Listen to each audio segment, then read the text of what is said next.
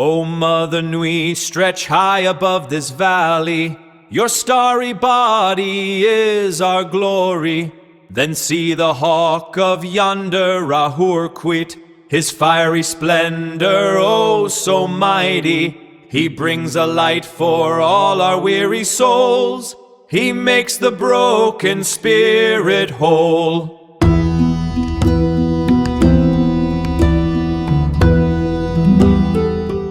Okay, so is your life stuck on a bad TV rerun? Like you keep hitting the exact same career roadblocks or, dating the exact same toxic person. Just with a different face. Exactly, just with a different face.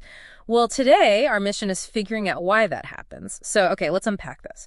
Because the material we're looking at today blends Freudian psychology with the esoteric astrology of Saturn to explain this exact loop. And what's fascinating here is that across all these different texts, they absolutely agree this isn't chronic bad luck. Yes. I mean, the repetition you're experiencing is actually a diagnostic indicator of an unresolved internal complex. Okay, but if it's not bad luck, why do we subconsciously choose the miserable loop? Like, why keep touching the hot stove? Well, it comes down to what Sigmund Freud called repetition compulsion.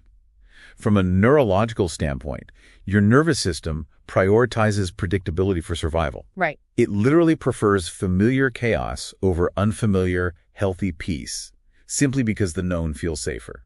Wait, let me make sure I get this. If you grew up with constant emotional volatility, a stable, quiet relationship might actually Trigger your fight or flight response, yeah. That's the exact mechanism. You bypass healthy environments and magnetize toward the original wound. And, long before Freud had a clinical name for this neurological loop, ancient astrologers observed this exact same human behavior and mapped it to the planet Saturn. Okay. They saw Saturn as a strict cosmic auditor who tracks your evasions and ensures you eventually face the consequences of your choices. Wait, so the universe isn't cursing us, it just refuses to let us build our lives on a cracked foundation? Yes. The ancient texts actually compare this to alchemy. The goal of Saturnian energy is the psychological transformation of immature emotional lead into psychological gold. Oh, wow. And it achieves that transmutation entirely through the pure pressure of consequence. So it's basically cosmic tough love, like a personal trainer who forces you to lift heavier weights until your weak muscles break down and grow back stronger. That's the perfect way to look at it. Right. And because building that kind of psychological muscle takes time, this process operates on a mathematically predictable schedule. Right, and here's where it gets really interesting. Saturn has a roughly 29.5-year orbit around the sun. Along the way, it hits these 7-year tension checkpoints. Yeah, the stress test. Which is the supposed cosmic source of the famous 7-year itch in marriages or careers.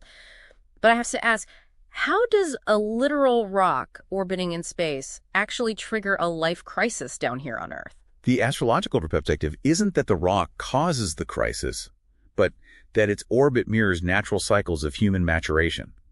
Think of those 7-year intervals as structural stress tests for your life choices. Got it. The massive one is the first Saturn return, hitting between ages 27 and 30. This is an unyielding audit that ruthlessly dismantles inauthentic lives. Like if you built your 20s on toxic codependency or trying to please your parents. The foundation collapses. Right. You literally can't fake it anymore. You can't. And if we connect this to the bigger picture, Vedic astrology has a very similar concept. They detail a period called the Sad Sati.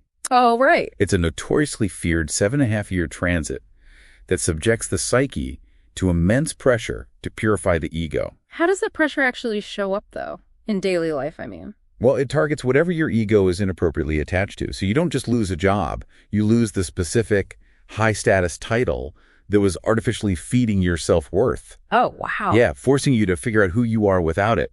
The belief is that Saturn extracts karmic debts, giving you a choice. A choice between what? You can pay through disciplined sweat, or you can pay through painful tears. The extraction itself is inevitable. Sweat or tears. Brutal. So what does this all mean for you listening right now? How do you actually break this cycle and choose the sweat option? The literature outlines a rigorous protocol. First, you have to completely abandon the victim narrative. The "why is this happening to me" mindset just keeps you trapped. Second, enforce impenetrable boundaries against whatever tempts you back into that familiar loop. And then there's the hardest part, doing what they call shadow work. Yeah. From what I read, that isn't just a buzzword. It means actively sitting in the discomfort of facing your ignored fears instead of grabbing a quick fix, like jumping into a new relationship or a new job to distract yourself. You have to face the parts of yourself you've deemed unacceptable. Because you don't repeat what you've healed, you repeat what you haven't faced. Saturn destroys what is inherently unstable, so you are forced to construct something real. Which brings us to one final thought to leave you with.